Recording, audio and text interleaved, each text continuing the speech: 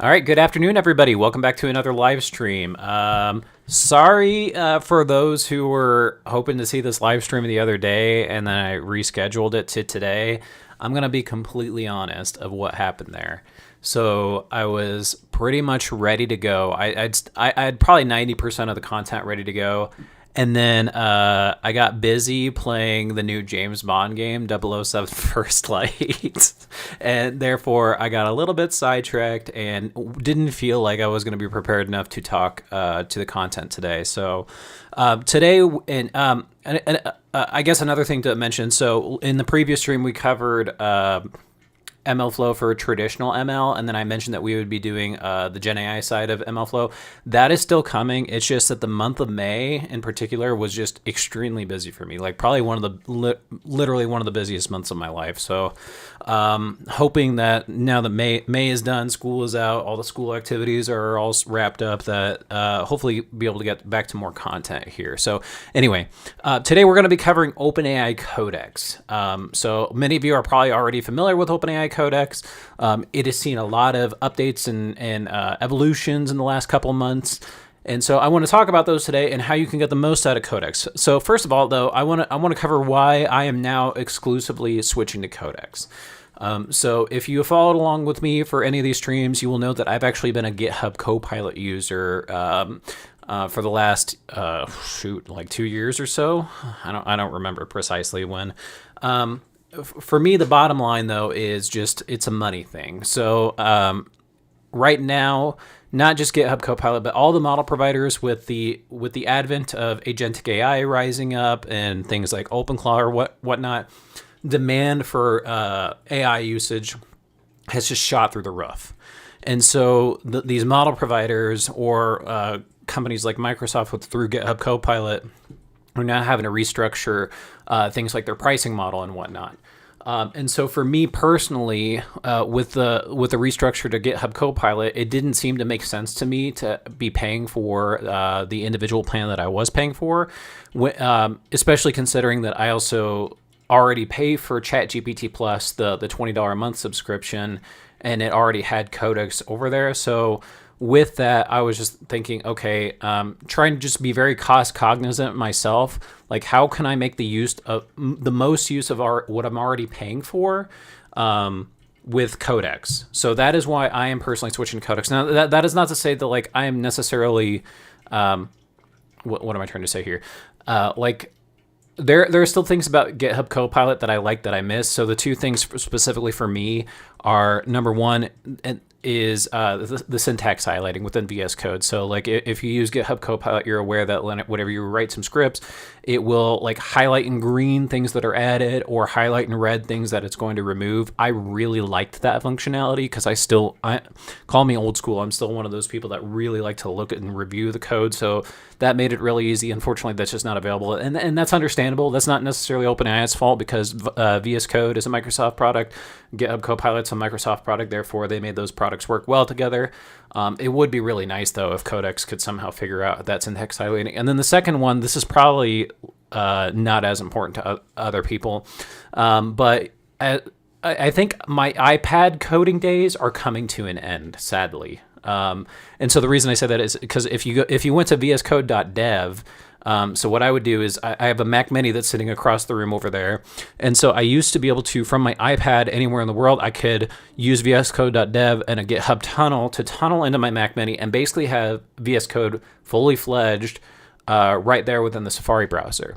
Unfortunately, though, vscode.dev does not work with Codex, at least as of today. So there are other reasons why, like it's like doing back end work on an iPad was fine, but now I'm starting to do a little bit more front end work with like how I support the Yoga Studios website that I work at. It's just too hard to do on an iPad. So unfortunately, I think my iPad coding days are coming to an end unless iPad or Apple finally releases a good update for iPad. So anyway, that's a little bit of context on why I am sharing that. So let's talk about Codex today. So Codex, as you're aware, you're probably aware of Claude Code. I can't remember. I would like to say Claude Code came out first. If it didn't come out first, it was certainly more popular first. But OpenAI has noticed, because both OpenAI and Anthropic, they're still even to this day, I would say they're probably still finding their feet on who's their most appropriate customer. So I would say Anthropic probably had a little bit of a leg up in the initial space where they saw, okay, people are using our tools for coding, so let's pour more resources in there. Of course, OpenAI has noticed the same thing, and they've caught up quite a bit. I've used Claude Code before, and I like Claude Code. In my mind, 2026 has become, like with AI coding tools, has become the new what's the best IDE, where people years ago used to argue, oh, VS Code's the best, NeoVim's the best, IntelliJ's the best. And all those have pros and cons. And it's the same thing with AI coding tools. There's GitHub Copilot's got some pros and cons. There's Claude Code's got pros and cons. And then there's ChatGPT, and then we have Codex. And at this point in the game with Codex specifically, I would fully expect for 6 months from now that a lot of the content that I'm going to be covering in this stream today is either going to be really refined or it could be like look different altogether. So like, for example, like Anthropic, I'm aware has Anthropic has, I think it's called Cowork. I'm not super familiar with this. And then I think Perplexity has like Perplexity Computer. And so, but basically both of those offerings are a combination of like what OpenAI would take ChatGPT plus Codex together. I don't know this for sure. It just seems like that's going to be the future, where OpenAI is going to merge these things together. So we'll see. But it's still good to cover the stuff today, because I don't think they're going to throw. They're obviously not going to throw everything away from Codex. So all right, I've done a lot of talking. So let's just go ahead and jump into things. So so Codex manifests in 3 different ways. You have the command line interface, the CLI, and so that's probably the one that most people got started with, at least with Claude Code. And then we have the VS or the IDE integration or VS Code integration. So that's going to work very similarly to like GitHub Copilot, where you have on the right navigation of the screen, like a chat interface that you could work with. And then finally, we have this new thing called, or not called, but the standalone app that you can download for Mac and Windows. And actually, we're going to place the most emphasis today on that standalone app. But first, I'm going to go ahead and share my screen, and let's go ahead and just demonstrate the IDE really quick. So I'm going to go ahead and open up iTerm here. I'm going to move this over to the center. I'm going to go into one of my repos. So we are going to be building like a fake website from scratch today. However, because I know like it can be a little bit slow going, I went ahead and pre-created a fake website called this pizza website. But anyway, so I'm not going to cover installation today per se. The only thing to note about installation is it's pretty straightforward. They have documentation out here in their Codex documentation on how you can get going. I'm not necessarily going to cover any of that today. It'll walk you through things like, do you want to allow to use your computer use for whatever, or what sort of topics are you working on, etc. It's relatively straightforward though. And again, I'm making use of my ChatGPT Plus subscription here, and we'll talk a little bit more about that here in a little bit in pricing and whatnot. But anyway, so let's go ahead and actually just show the Codex. So I've got the CLI. I've got the Codex CLI already installed here. So you can see we've got Codex running here. And essentially, I guess the thing that I should note here right away, and I apologize if I'm going to be jumping all over the place today, because there's a lot to cover, and there's not really like a clean like start to finish kind of thing. I'm going to help you try to get the most out of Codex for your own personal use. But I will say, even if you follow like nothing that I'm doing today except for just purely installing Codex, that's going to get you a good way of the way already. So all the stuff that we're going to be talking about is just more optimizations and refinements. But I wouldn't say like necessarily anything in this stream aside from just purely installing Codex is like a make or break kind of thing. You could still use Codex out of the box just fine. So this is what Codex, the CLI, looks like now. So Codex operates on / command. So if I want to do certain things or certain options within Codex, so if I just start to type / here, you can start to see all of the different options here. And there's a lot of these. I'm not going to cover 100% of these today, but I just want to cover a couple of them. So first here we have the model. And so the model... you can see that I can select from a couple different options right here. You can actually select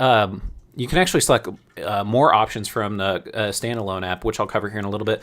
I guess the only thing I want to cover here is that so like GitHub Copilot will automatically detect so GitHub Copilot's got a bunch of different models behind it. It's got the Anthropic models behind it. It's got the OpenAI models behind it. And so they have this auto feature that kind of helps to determine like which is the most effective model to get you the most bang for your buck. Like, if you're doing something really lightweight, it's going to like auto detect like, okay, maybe you just need like GPT of 5.4 mini, whereas something beefier might need like a GPT 5.5 max, or I can't remember what it's called. We'll see it in a little. I think it's extra high actually. So that is one feature that is not currently present with Codex. Now, as we go throughout the stream, I am going to point out like a couple of current shortcomings of Codex, but I'm going to give grace to OpenAI here, especially with the standalone app, because I think the standalone app has only been out for like 3 or 4 months at this point. I very much imagine that we'll get, like, OpenAI is going to get to the point where they're going to have some sort of auto capability, and then some of the other limitations that we see that they'll probably produce updates that will kind of rectify some of the issues. So we're going to give OpenAI grace here, and because I really do think that they will probably alleviate some of these things. So you can select your model here. I'm just going to keep it here. This is what I was trying to look at. So I guess it does offer it here. So if you select GPT 5.5, you can select a couple different options. The other thing to note here as well, so I'm just going to keep it at 5.5 high, is if we come down here, I think it's called speed. Is it speed? There's one of these in here. It's a little bit more obvious in the standalone app that we'll cover. I'm not seeing it in here. Maybe I just scrolled past it. But anyway, there is like a speedier version that you can use. Now that does come at a 1.5x cost. So you just want to balance there.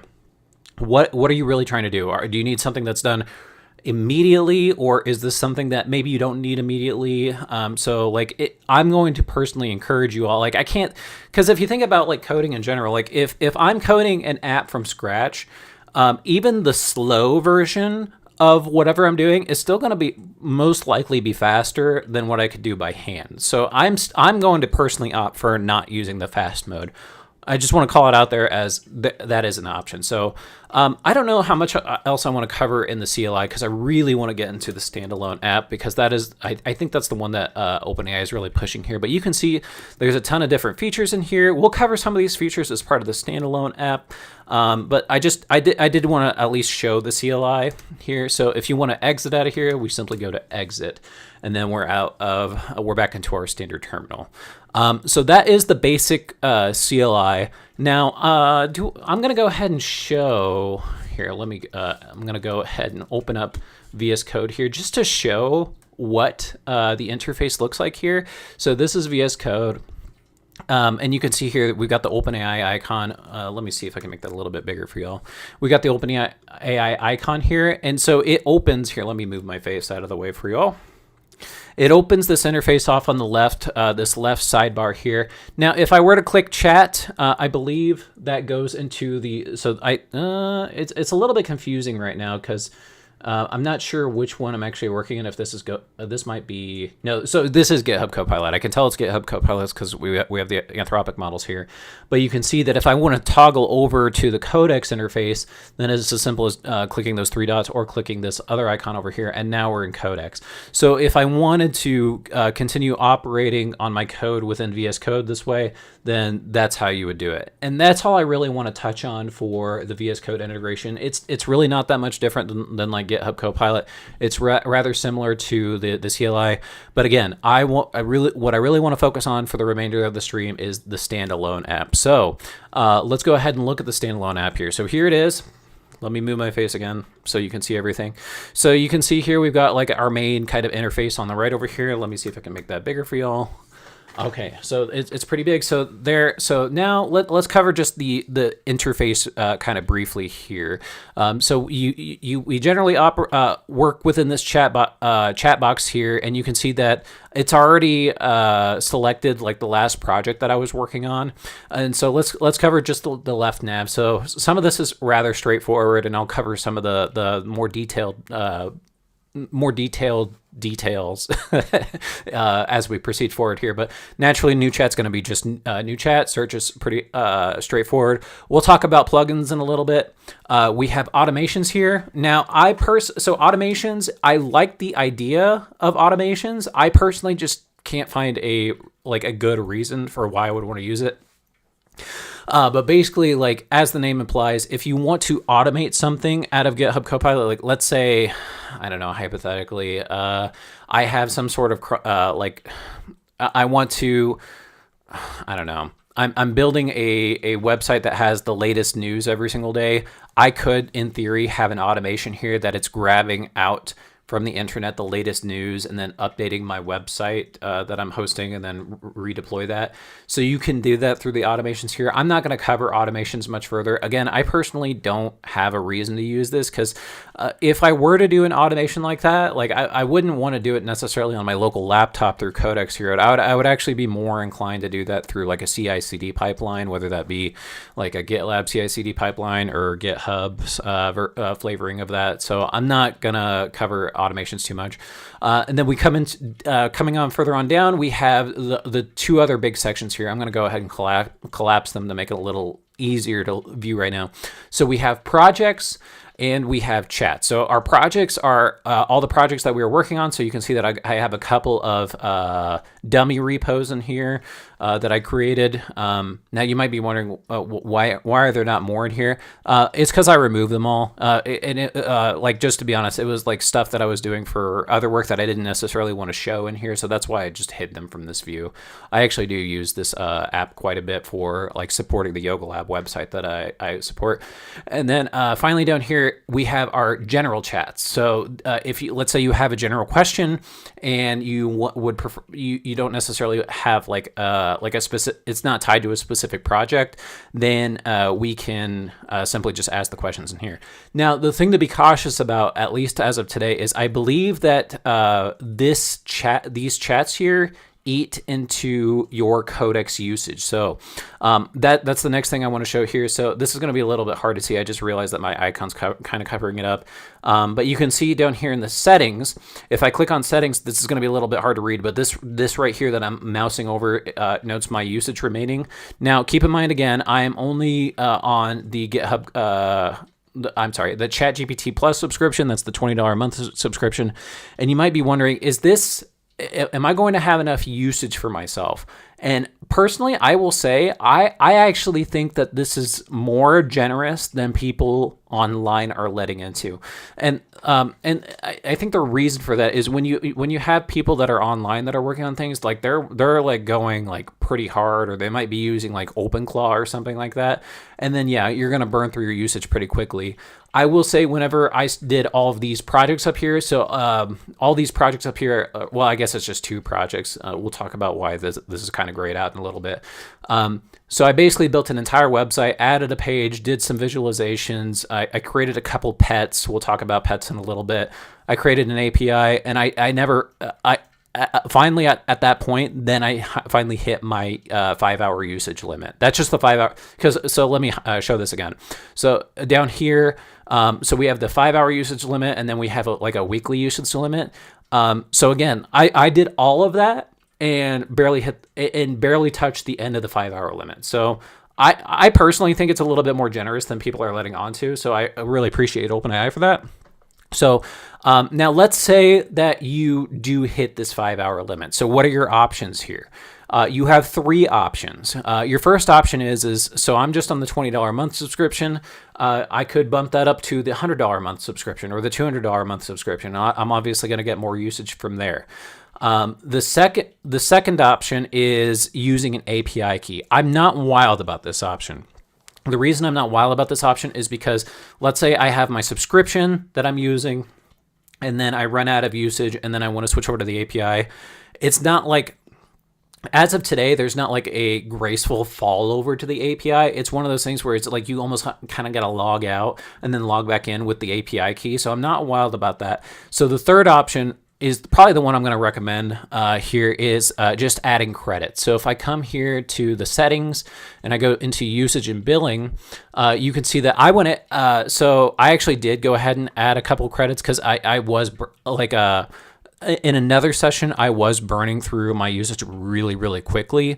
And so I did add $20 a month here, or I'm sorry, $20 worth of credits here. Now you might be wondering, what is the value of using credits versus using the API key? Like, am I getting, or in other words, am I getting more bang for my buck if I use credits or the API key. It's hard to determine that. So because if I go to the buy credits here, and where does it say about where is buying credits? I'm not sure where it's at in here, but basically, like, there is an interface somewhere in here that, like, if I wanted to re-up my, I guess, credits remaining. Oh, I could add it right here. That's right, I think. Yeah, there we go. So if I wanted to add the credits here, you can see I could add 1,000 credits. I could add 500 credits. What does this mean? I don't know. But like, so I asked ChatGPT over and over, like, what is, like, how does, because like the API is being charged at like a per token level, input and output token level. So how do the tokens match to the credits? The general gist of the answer I got was like, basically they're more or less equivalent. Like, and that's not the best answer, because I would have liked the more firm, this is what a credit means versus this is what API token cost means. But I like, again, I asked ChatGPT and it seems like the answer is they're more or less equivalent. So that's why I would say if you really do run up on credits and you need to do like a one-time top off here, this is probably the path that I would go. This is the path that I did go. And then then you can manage your usage down here. So that's a little bit about usage. Okay, so let's go ahead and kick off our first project. That way we can have it going, and then I'm going to show some other things. So let's go ahead and add a new project here. So I created a fake pizza website before. Like, this is like a retro 90s kind of pizza website because I got a little bit of nostalgia vibes. So let's do something similar. I'm going to do create from scratch here. I'm going to call this the video store website. Classic Blockbuster, classic family video, nostalgic lore. So we're gonna create our fake website. So the temptation here, and this is not necessarily wrong, is to go ahead and start typing right away what you want and then have it go. So let's cover a couple things first. So first of all, we have our model here, the model that is selected. So if we click on this, let me move my face out of the way again so you can see very clearly. So if we click on this, you can see that we can select from the different reasoning levels here. And then if we wanted to change to one of the other model types, we can. And then this is what I was talking about with the speed. So if I were to select this, you can see that we got the little lightning bolt next to there. And that's where I was just mentioning before.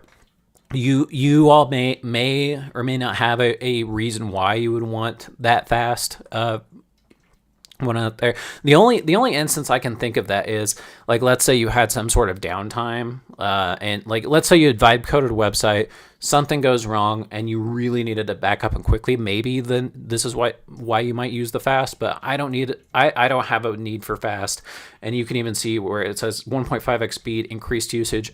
I want to be careful with burning through my usage too quickly, so I'm going to downgrade this down to default. And then, as I was saying before, as of today, and I do imagine this will change in the future, you have to select which model that you want to use, or which like reasoning level that you want to use. OpenAI does not automatically detect per your question or your prompt right now, but that may come in the future. So I'm going to stick with high for now.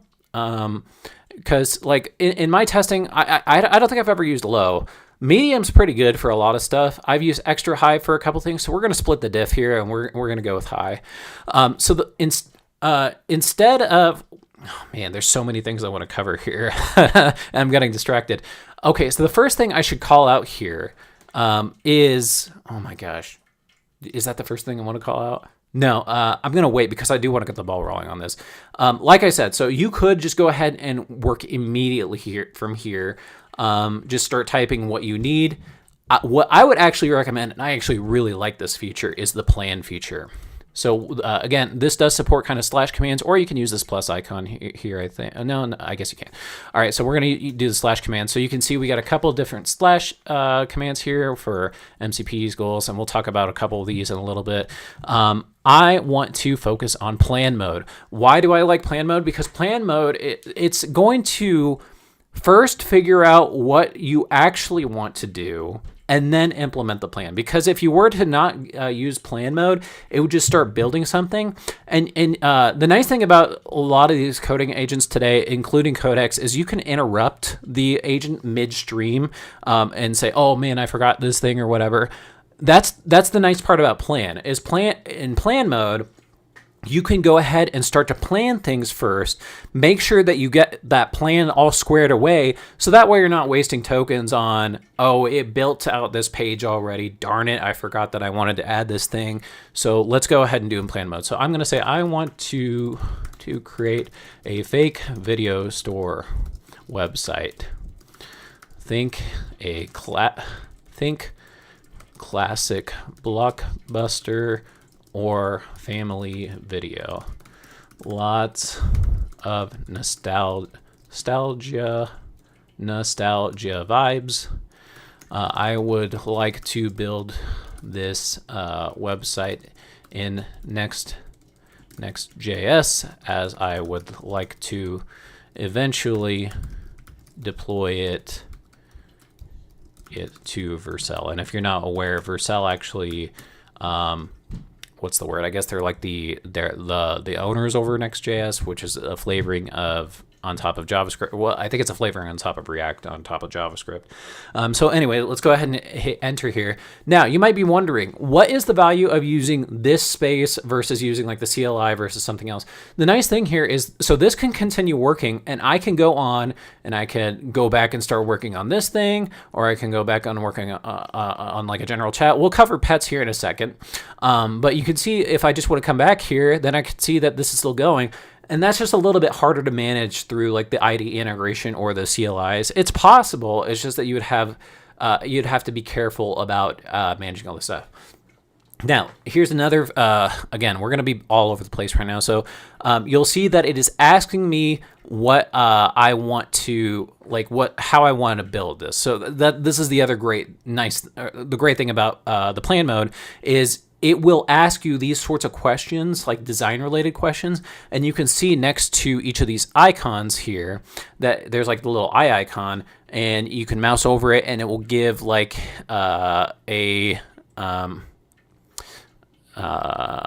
sorry, I was just reading through that. It will give a little description on what we want to do. So I actually want to select a single home page, but I want to cover another feature here. So let's say, because it like the Codex is always asking you for your permissions, and you can set your permissions pretty granularly. Like, so if you're running things on your computer and you don't want it to do certain things, you can set it that way or whatnot. So let's say, because the frustrating thing for developers is, let's say I want to go to Starbucks, I want to go get a coffee or something, and I want this to keep working, but I want to leave my laptop here. I want to be able to go out. Like, is there a way for my phone that I can go ahead and do that? And the answer is yes. So let me go ahead and actually show my personal phone here. So I'm going to go iPhone mirroring, and I'm going to show up my phone. All right, so it's going to connect to my phone here in a second. Okay. All right, so this is my personal cell phone. So you can see that we got the ChatGPT app over here. So if I click into the ChatGPT app, and this is exactly what I would see on my iPhone. If I go off to this left nav and I go into Codex here, you can see that, so I've got my Mac Mini and I've got my MacBook Pro here. You can see that, oh, look, there's our nostalgic video store website, and it is asking me, this is a little bit confusing. Maybe this, we might have to come back to this, because what it should be doing is it should be giving me like a display here for options to select from. Maybe this is a little bit of a quirk. I imagine OpenAI might work out this quirk. We might have to come back to this, but essentially what you should see here is the exact same three options. That way, if I'm at like Starbucks in line, or if I'm doing something else and I'm away from my computer at the moment, then at least I can still initiate things from my cell phone, my iPhone, or my Android phone. I don't have an Android phone, but anyway, and then have things keep going even when I'm away from my computer. So we'll probably come back to this. I am just going to do this as a single web page app. What kind of movie inventory should the site use? We're going to go fictional titles. What direction should this go? We're going to go blockbuster, and it's going to continue out the plan here. So behind the scenes, what was going on is you can see these icons. If we toggle these open, it is actually making use of various skills and MCP servers behind the scenes. So that's where I actually want to, while this is still working on this, let's show a little bit, talk a little bit about plugins. I'm going to move my face out of the way again. I'm actually going to go ahead and say yes, implement this plan. So now we're coming out of plan mode and it's going to go ahead and execute. This is going to take a little bit, so let's go ahead and talk about plugins. So what are plugins? So plugins, you can see here, we got a number of default plugins that OpenAI provides. These plugins are also available through the CLI and the IDE integration.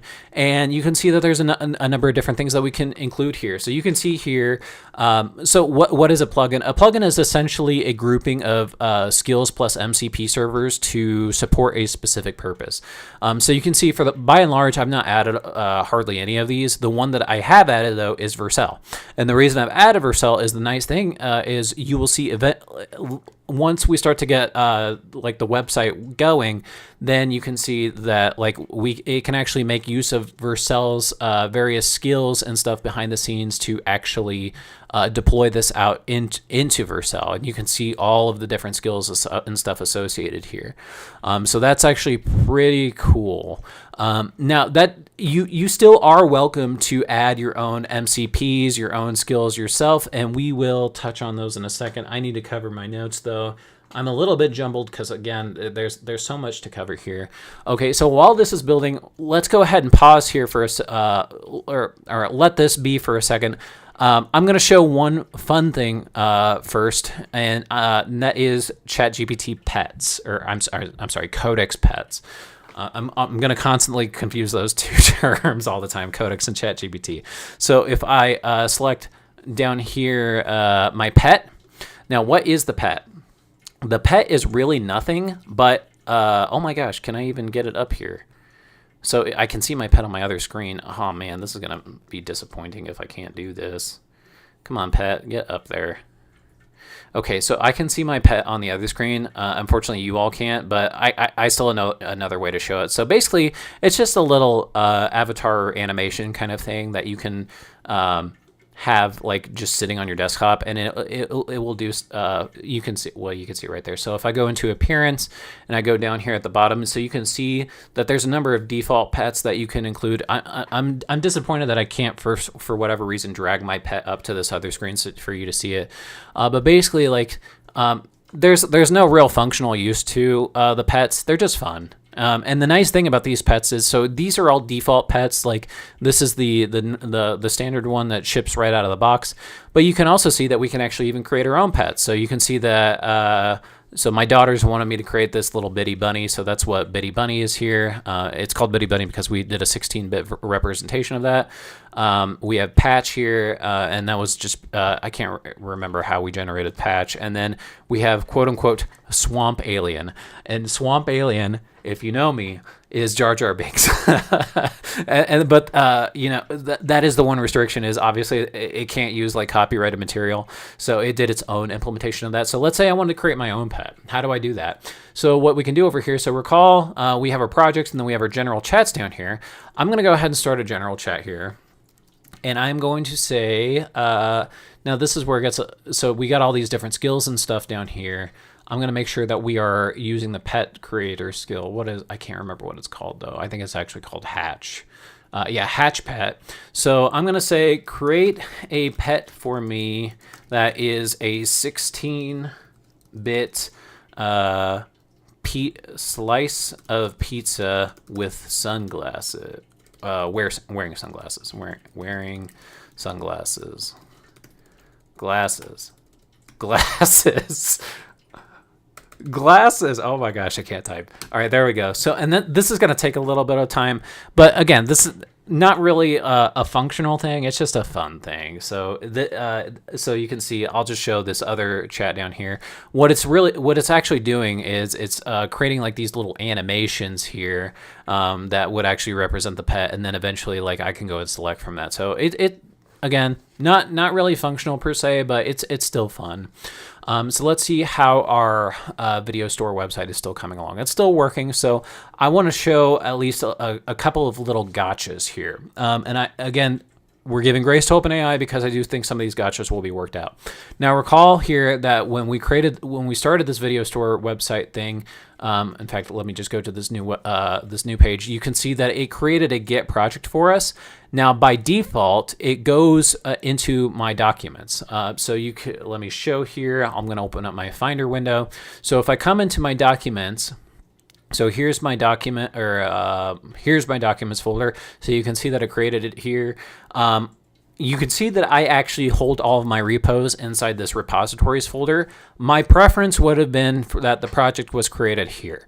As of today, that is not an option. What you can do is you could go ahead and create a, like, if what I have been doing is anytime I start a new project, I'll go ahead and create the directory over here under my repositories folder and then load it up in the Codex, because by default it goes over here, and then you have this problem. So you can see here we've got, why do we have two different versions of the pizza website, and why is one grayed out? The reason it's grayed out is because, so I initiated this from the Codex here as like a scratch project.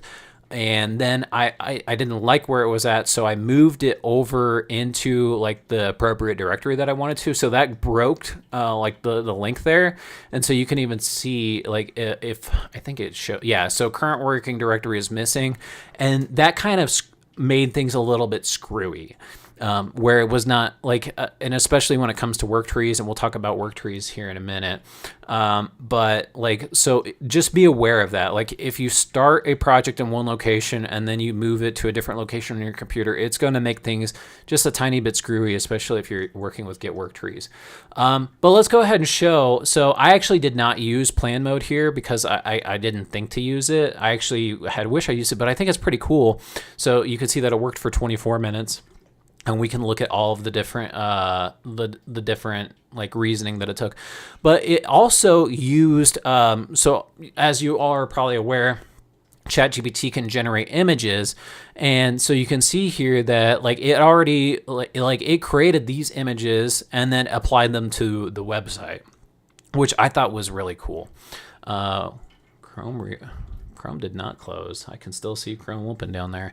I don't know what that was referring to. So, it looks like, so that's the one thing about OpenAI's products right now is I don't know why, but like literally every single day there's an update, and I appreciate that they're constantly pushing out new things, but I wish I didn't have to constantly. I just updated my Codex just this morning, so I'm surprised to see this blue button show up here again.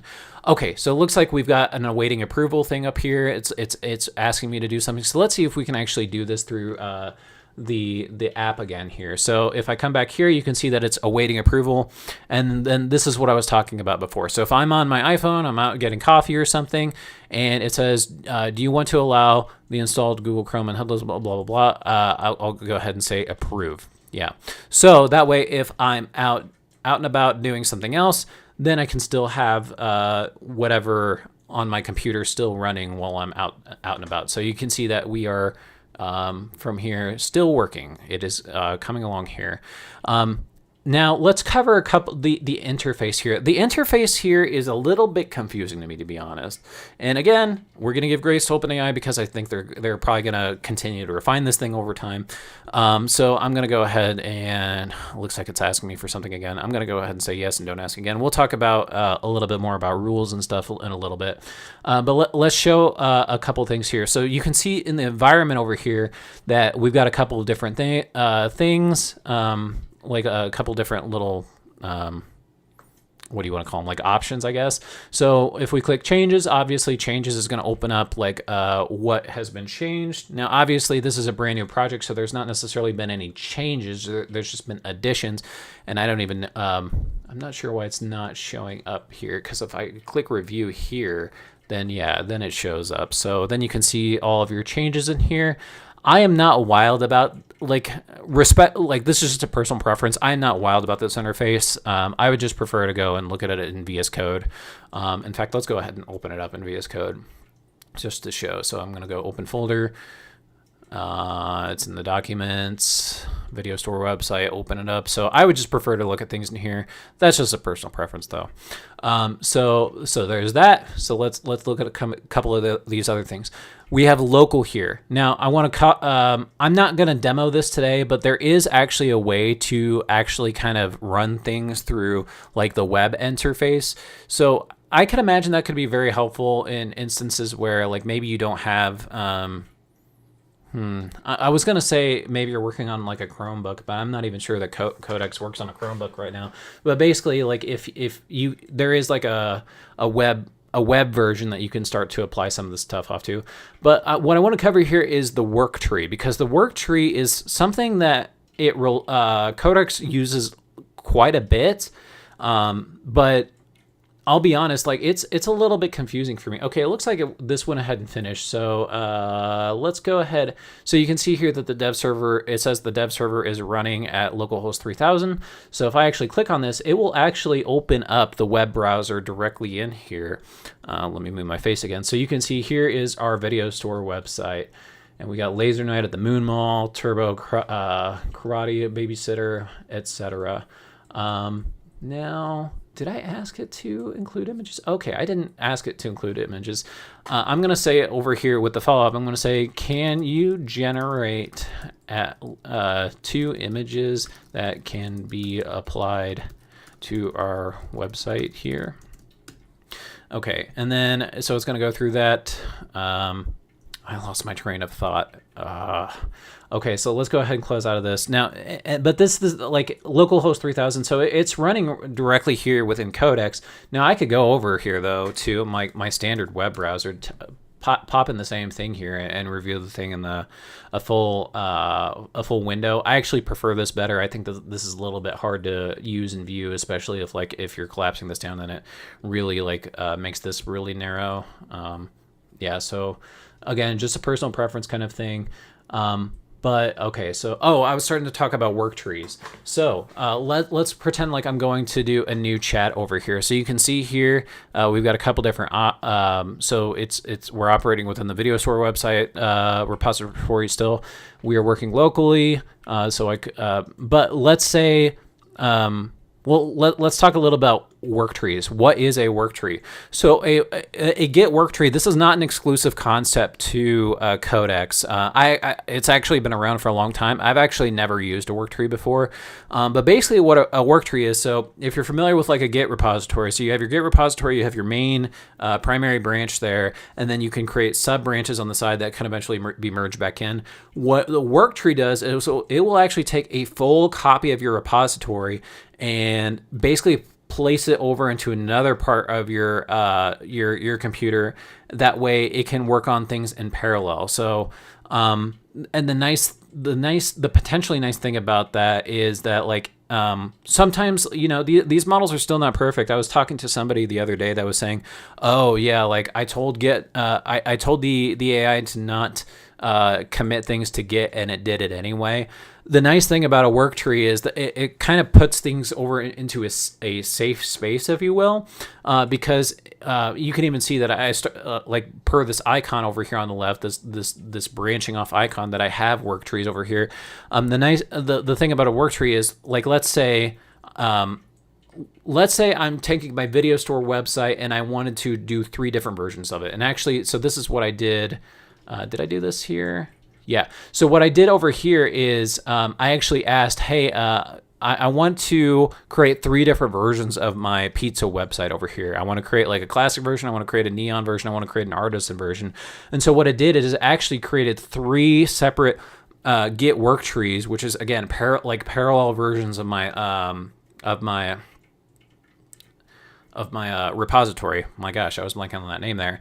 And it was able to make effective use of all 3 of those in parallel. And so along with that is it did things with parallel agents. So actually I kind of do want to demonstrate that, but like do I want to wait?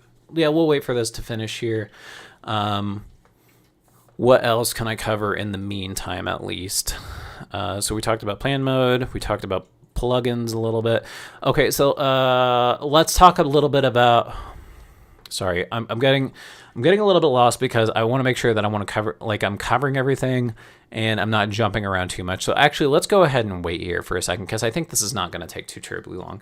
But the nice thing you can see here is that it's using the image generation skill. So out of the box, OpenAI has a bunch of their own skills. So if I wanted to review what skills I have, I'm trying to remember where I can actually do that. Is it here? Skills. No, maybe not there. Oh, well, yeah. I guess it wasn't like if I come here, it's actually I actually think it's easier to do in the CLI.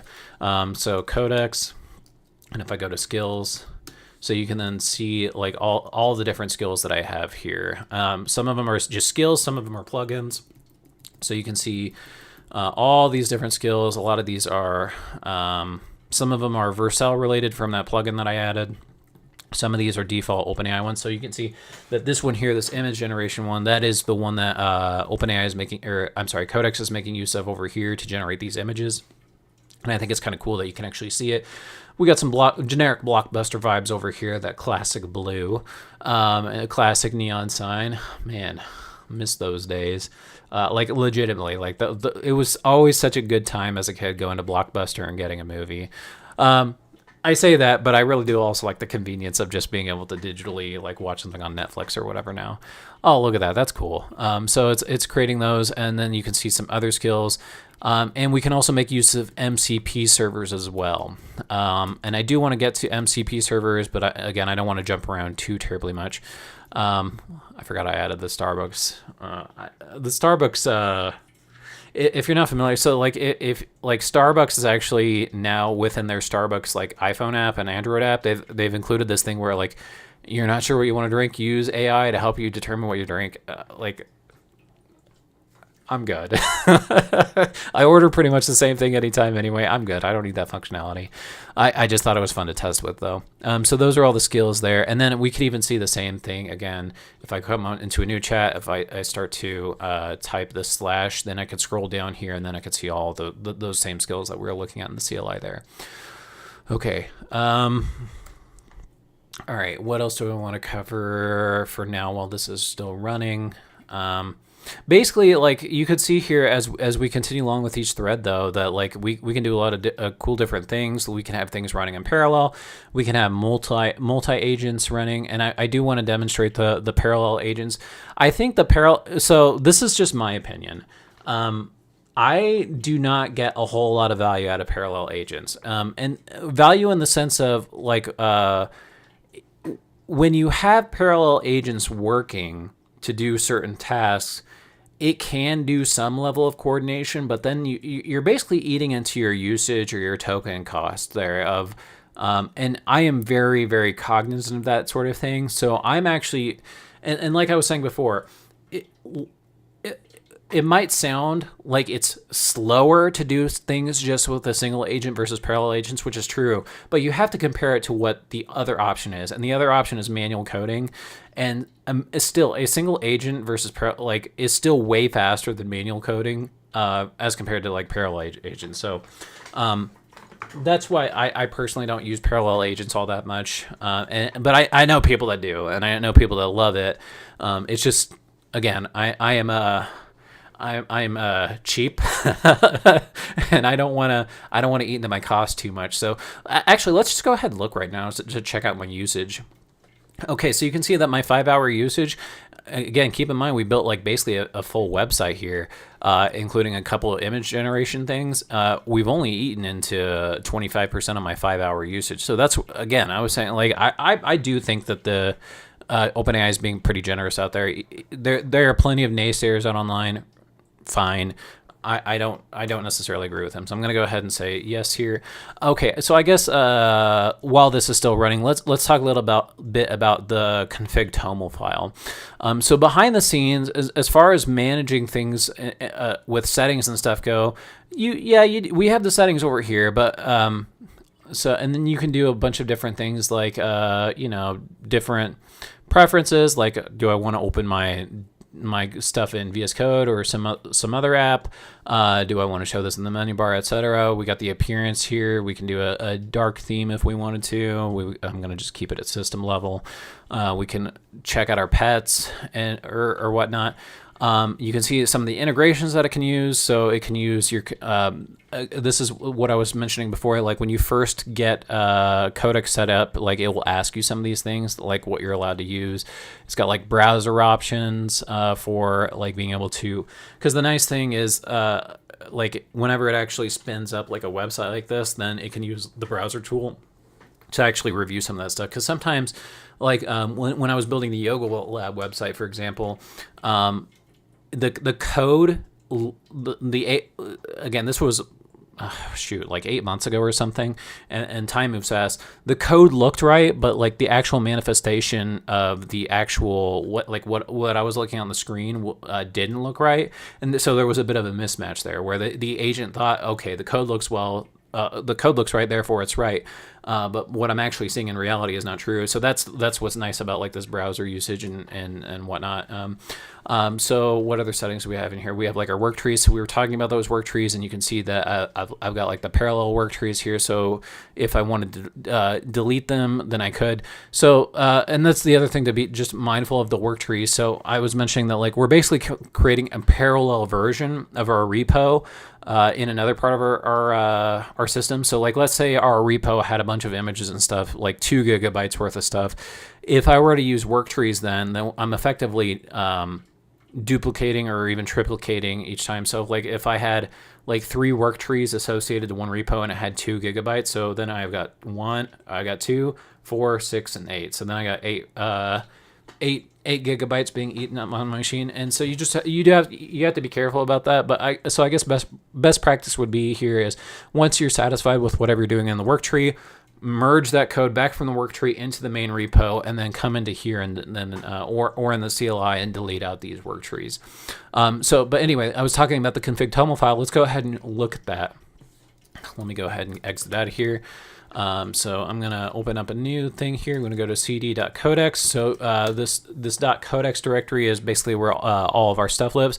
So I'm actually, so let's look at the config toml file. So I'm going to do a cat config.toml. So this is all of the different settings here. So if I scroll up here, there's a bunch of different settings, and you can manually alter some of these. You can use this interface here to alter some of these. But this is where you would add things like our MCP servers here. So like let's say you had a custom MCP server that you wanted to make use of. You would generally add it here. So I've actually added 2 different MCP servers here. It looks like it's 3, but it's just the 2. The first one here is AWS documentation. And basically, so I work a lot on AWS. Previous streams, we've done stuff on AWS. And then, so like basically anytime I'm asking Codex, hey, I want to build something on AWS and I need to make sure that I'm using the latest and greatest documentation, that is what this MCP server is doing. And then over down here as well, we have the Terraform MCP server. So just to like if you're not familiar with what Terraform is, so it's basically infrastructure. It is infrastructure as code. So if I wanted to manage whatever I'm building out on AWS and I don't want to use necessarily the user interface because I want to do it in a repeatable fashion, I would use Terraform. So while this is this still running? Let's check to see if this is still running. Oh, it's waiting for me to do something.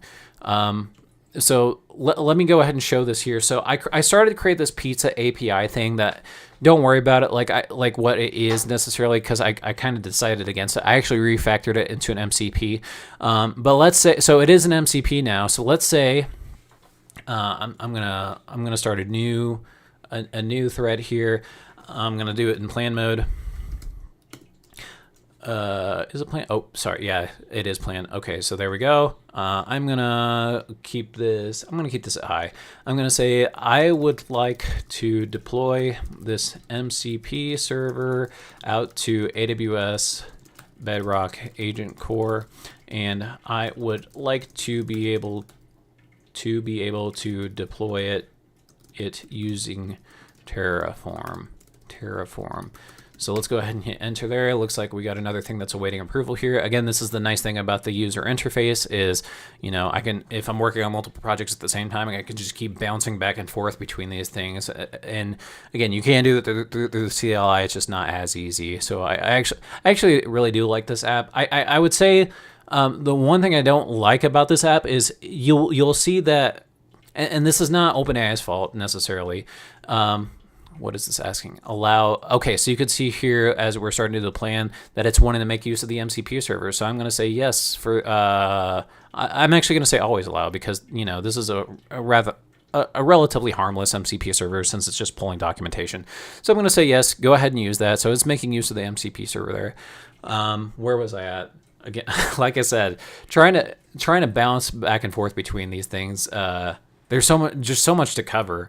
I'm getting a little bit jumbled here. What was I talking about before I started to ask about this? So this is, I guess, dang, this is still working. Okay, it's taking a minute. Yeah, it's been working for 14 minutes so far. Okay, so it looks like it's asking for something here. So it looks like it's asking. I'm gonna do always allow again. Oh, I guess I do want to talk about rules here. So you can see here, like, as it's asking for these different approvals, like it's asking to run certain commands here. So if I go into here, I think I'm trying to remember exactly where it's at. One of these files has the rules. Let me check the documentation, because the documentation is actually pretty good. I literally reviewed every single page on this documentation just to make sure I was understanding everything. So we have the rules over here. It is in the .rule under rules folder, Codex rule. Okay, so Codex rules. Wait, is it asking? Oh, we got a couple things here. Something's wrong with my notifications because it should be showing me notifications of like when I need to like accept these things that I need to do. Okay, so I just want to do the MCP. I'm going to do sig4im. I'm going to do, what's the difference between these? Terraform creates ECR. What is this? Terraform builds. Yeah, no, I want to do this. I'm going to do the recommended one. What was I doing? Oh, yeah, okay, so there should be a rules directory in here. Okay, yeah, there is. So I'm going to cd into rules. I'm going to do cat out the default rules. So we have a bunch of different rules, and I can't remember if these were added because I said go ahead, you can go ahead and do all these. But basically, like, let's say you work with a coworker already, and they already know, okay, I have rules that I want to allow or disallow. We can go ahead and set these as part of these within this rules directory. That way I'm not having to go and automatically approve everything every time, or doing something with like a proprietary sort of CLI, if you will. Yeah, so that's what rules are. Okay. What other concepts can we cover while this is still running? Because this is, I didn't expect it to take this long, but it is what it is. Oh, I was still covering some of the interface, so let me move my face out of the way again. So we talked about what changes are, although for some reason it's not. Oh, it's because it's unstaged. That's why. Oh, I guess that's another thing I want to mention. I really should have mentioned this at the outset of the stream. I don't know that code. Like, I think that OpenAI is trying to get to the point where like the layperson can make use of this. I still see Codex as you need to have some sort of level of technical understanding to get them, like even the basic functionality out of it. Because if I were a non-developer and I saw this, I would see what does unstaged mean? I know as a developer that just means we're referring to Git. My stages are not. I'm sorry, my changes are not staged yet or not committed yet.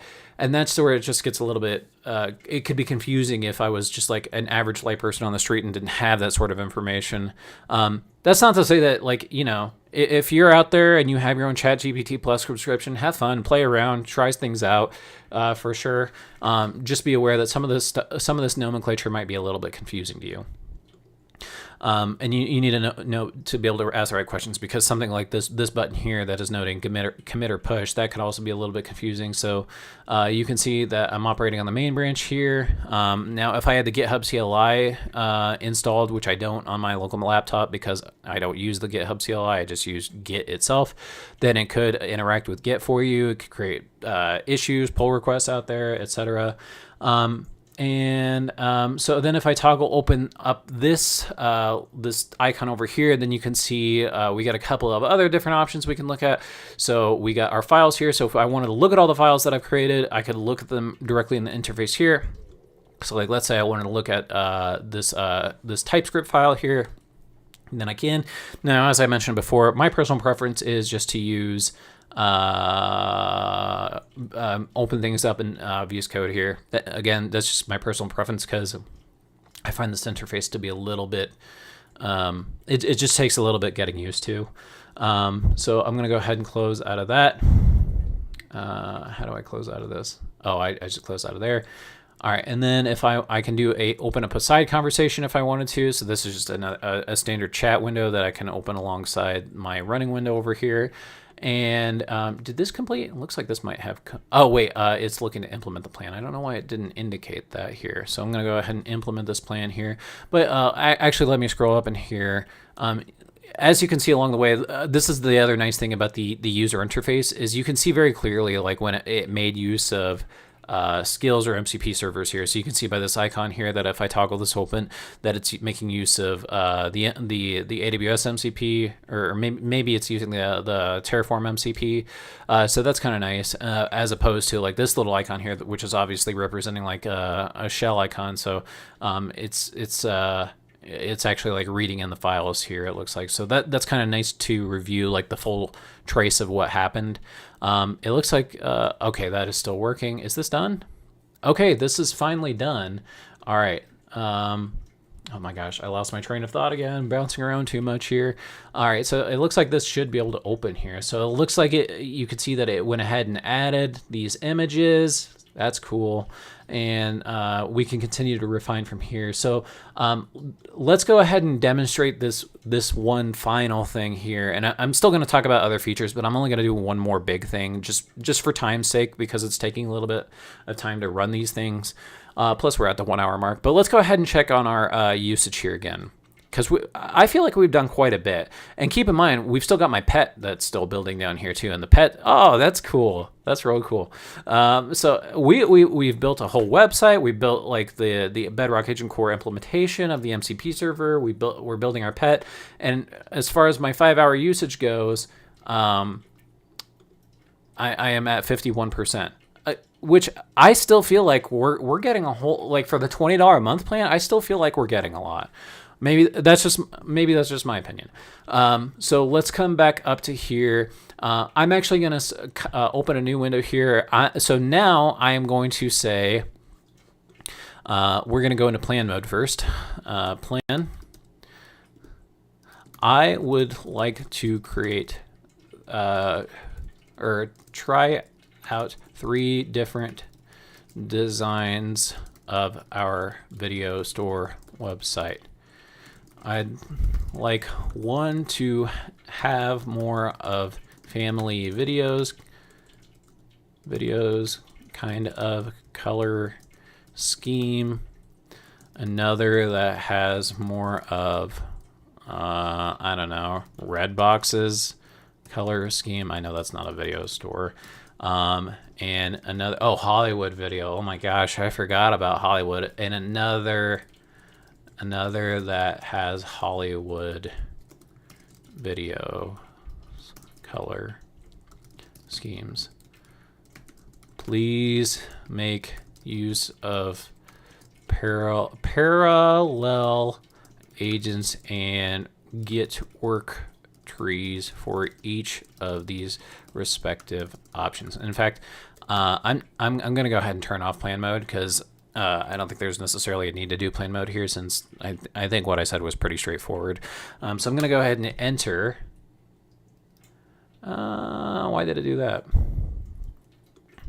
I don't know why I did that. I wonder if it's just because I'm trying to do this as a work tree. Here, let me go ahead and do this without a work tree. I don't know what happened there. So I'm going to go ahead and hit run here, and let's see what it does. All right, looks like our MCP is, all right, you want to allow, sure. Okay, so that's continuing to work here. Again, not really sure why this failed. I know that there's a way to set up environments.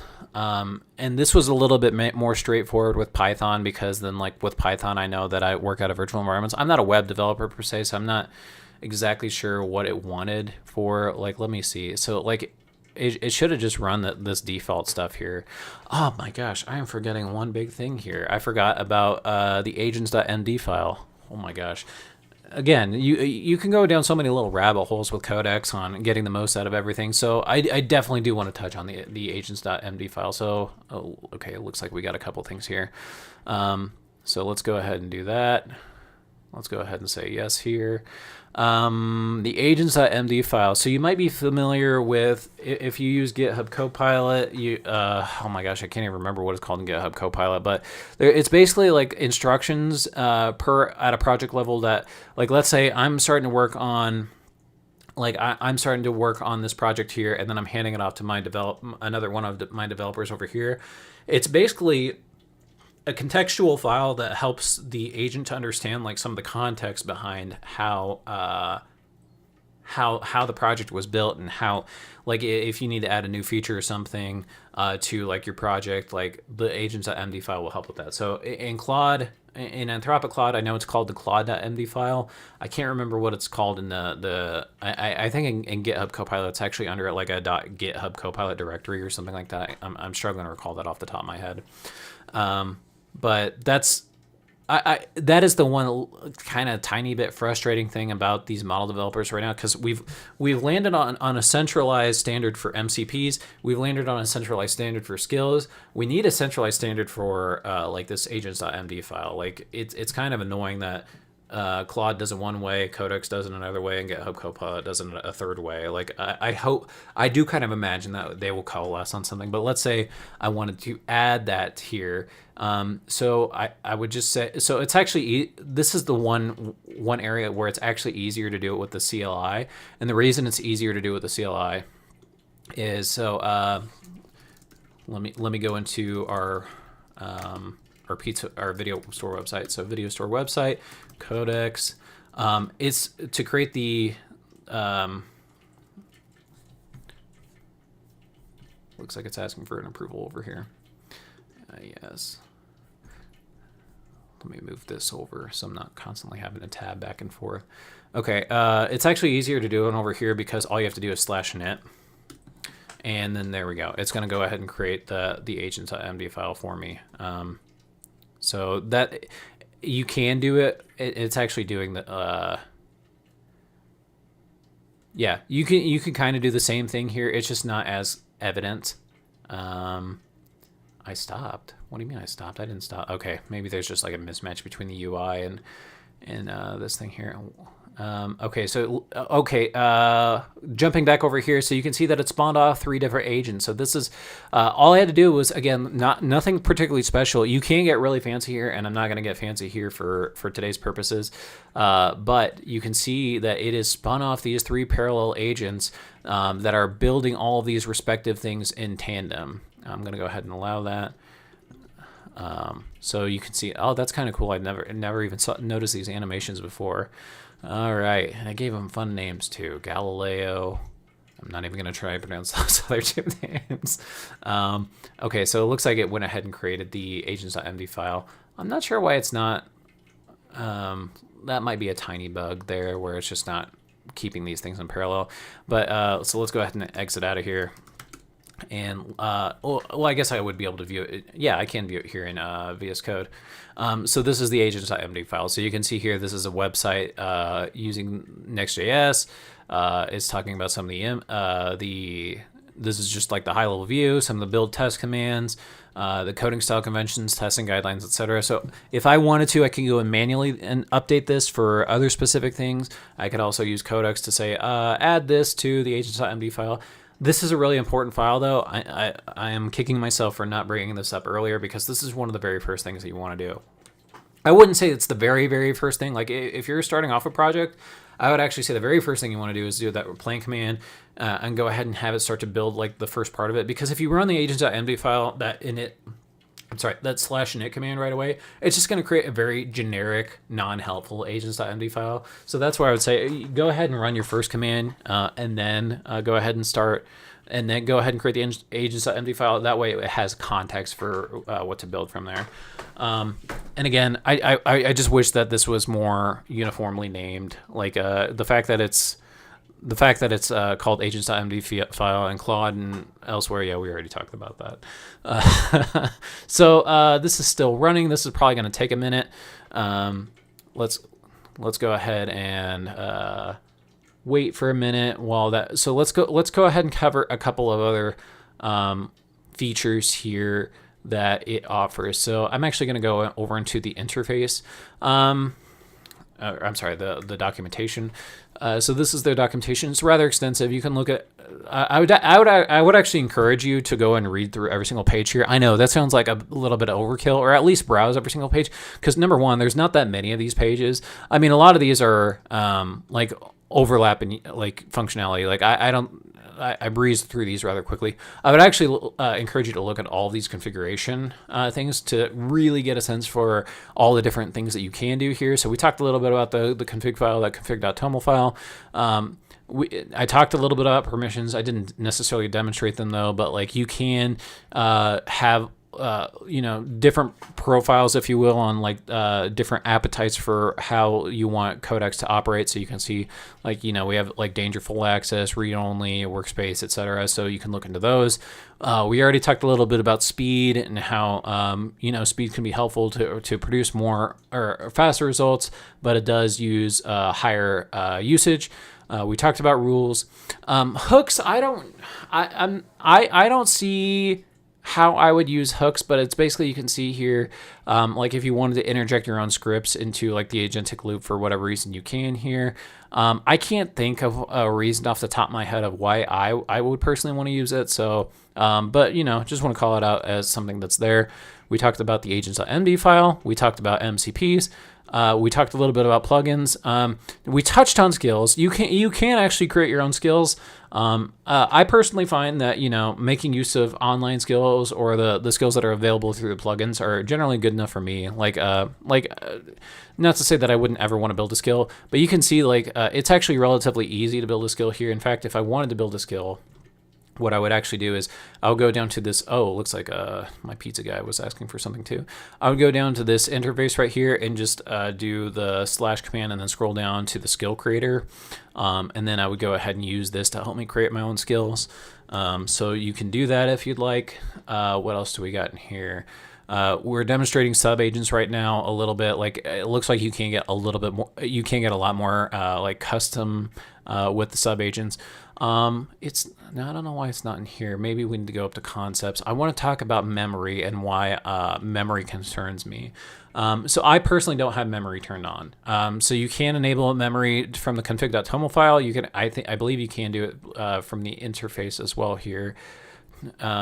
So let me go down to settings again. Settings. Okay, where is the memory? I think it's under like experimental features or something. Let me just search in some mem. Yeah, it's an experimental feature. The reason that I have memories turned off is because of this here. Chronicle helps recover recent working context from your screen to build up memory. What does that mean? So if you dig into here, so this is where, like, I don't know if you all recall, like 6 months or so ago, people started to get really mad at Microsoft with Copilot because basically the way I understand it, and I might be misunderstanding it in all fairness, is that it's basically just Chronicle is actually looking at your screen all the time and sending and like to make use of the screen, which can be helpful, I guess, in certain contexts.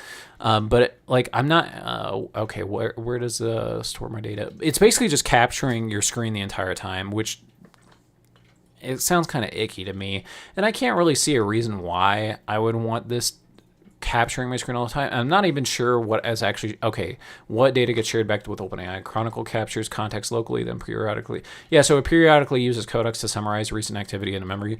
I just don't need, like, I'm not even sure like how this affects my usage, but I just don't need OpenAI looking at everything on my screen all the time, which is why I have memories turned off.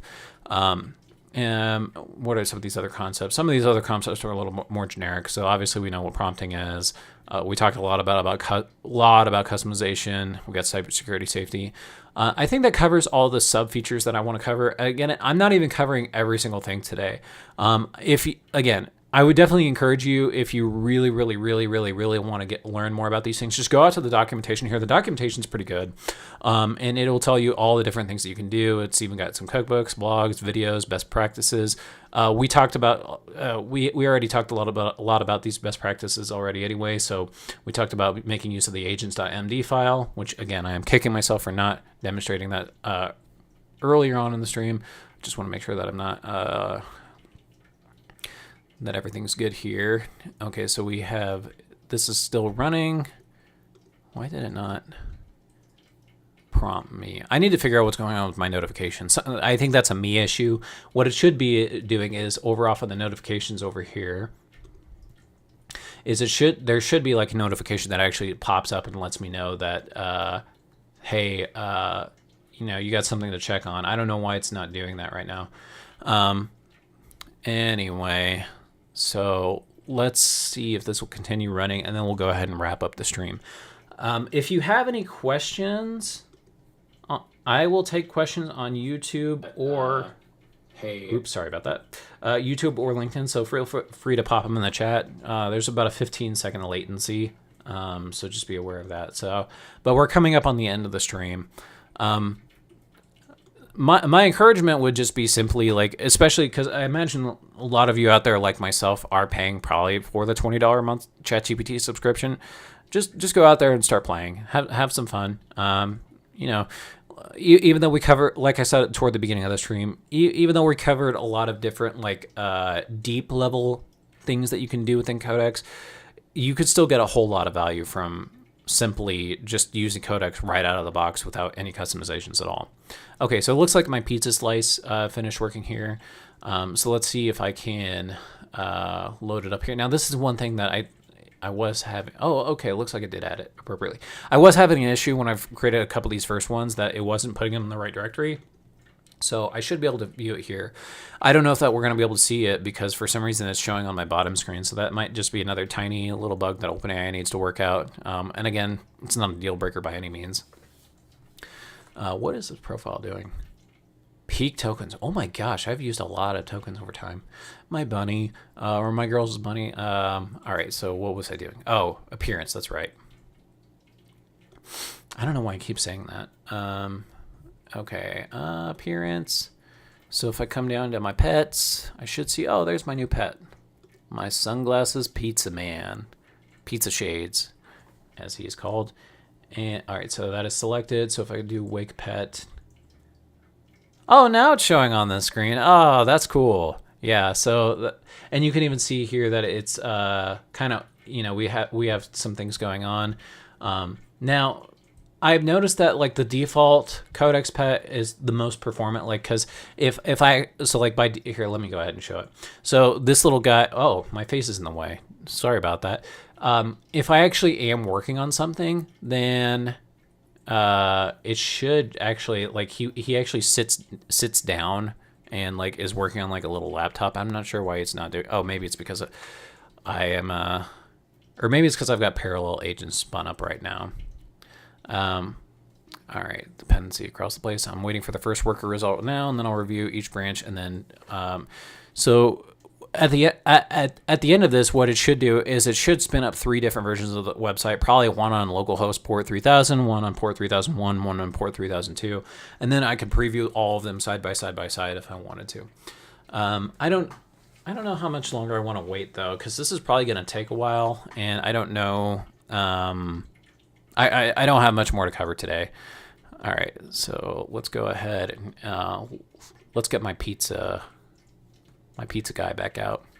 My pizza pet. I keep forgetting. Appearance, pets, and then I can go down and find my pizza shades. Look at that guy.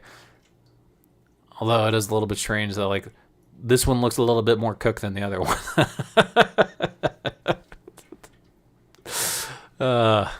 And again, this serves no functionality other than just funness. And we're all about the funness. Hollywood Premiere. What is Premiere? I only know of Hollywood Video. Okay. We'll let it sit here for a minute or so. But we're just about done with today's stream. Let's go ahead and check on my usage again. And again, we've done quite a bit. Okay, so it looks like we've pretty much burned through my 5-hour usage. And that's, kind of understandable because we basically created 4 versions of the website. So it probably is eating into my paid credits right now. But again, it depends on how you operate. Like I've been a developer since prior to the AI coding revolution. To this day, I do use AI coding tools. You'd actually be surprised. I actually used the general ChatGPT more so than Codex to support my coding work. And the reason for that is because I focus on concepts. Like when I'm trying to learn something like we touched on ML flow, for example, or I'm currently learning Databricks as well. I want to learn the concepts more so than the actual execution. And that's where ChatGPT can be helpful. And that's just another thing to be mindful of. So we have this chat interface down here where I could just ask general conceptual questions, but I believe that this is eating into my Codex usage, whereas the Codex usage is separate from the general ChatGPT usage. So I'm able to alleviate and kind of balance my own usage by making use more so of ChatGPT as opposed to Codex, if that makes any sense. Yeah. All right. Okay, so it looks like all 3 preview servers are live. Okay, so we should be able to see them here in a second. And then we'll look at them, and then we will call it a day. In fact, I should be able to open them up in here. Oh, I forgot about deploying out to Vercel. Shoot. I don't think I'm going to worry about that. But basically, the cool thing here, I've already done this already. So Vercel out here, so you can see that my pizza website, basically all I did was by using that that plugin, that Vercel plugin here. So let me go back and show that here, this Vercel plugin. Just simply connecting my account, I asked, just prompting it, hey, can you deploy my pizza website out to Vercel, and it did it. And so this is actually live right now. If you were to type this into your own browser, this pizza-website-7-pi.vercel.app, you should be able to see this on your own computer right now. I'll probably take this down though. But yeah, it's kind of cool. And then we got my pizza man that's, just chilling over here. He's thinking. Okay, so he's actually you could see now he's thinking because you could see that it's trying out these different things. Okay, so has one blank automation tab. Okay, so what was it doing? Okay, so local host. I think it was 3101. Was that right? Okay, so that's one of them. 3101. 3102. Okay. Local host 3103. Okay. So you can see that we've got all 3 of these open right now. This is the premiere video. This is like the red box kind of one, what they're calling the quick slot video. So it's got this kind of version over here, and then we got the standard family video. Whoa! I'm trying to remember what family video's colors are. I don't even remember I thought it was more orangey than this. Whatever.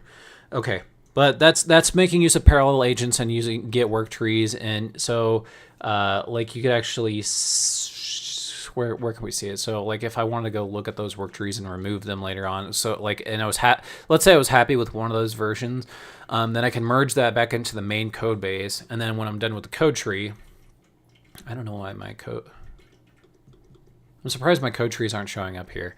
But if my code work trees for the video store website were showing up here, then I could simply delete them and be done with them.